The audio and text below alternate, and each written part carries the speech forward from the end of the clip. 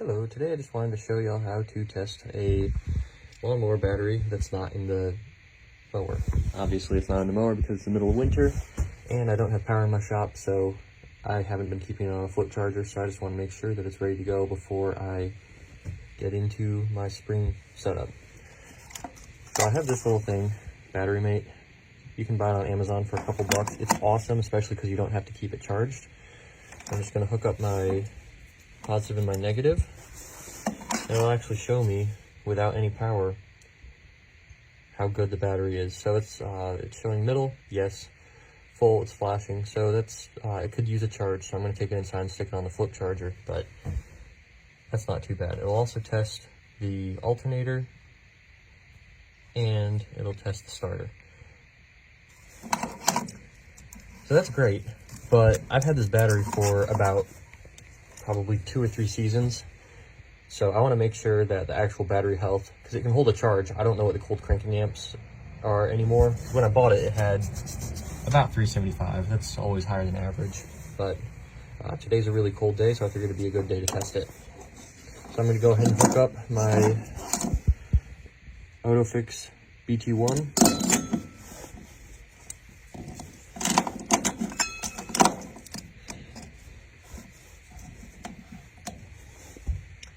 Turn on my D1 Lite.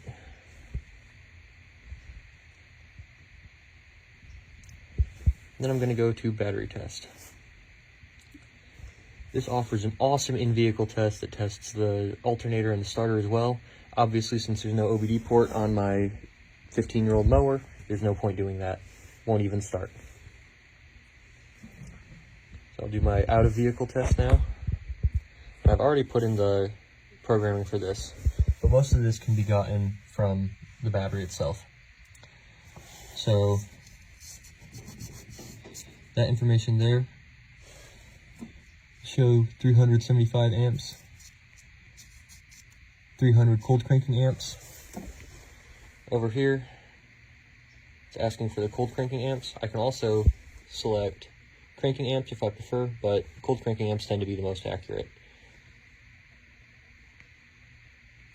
I'm going to go to 300. 12 volt battery. Most mowers are, unless you're getting into bigger stuff, it's usually almost always 12 volts. And hit start testing, and you don't need to do anything more from here.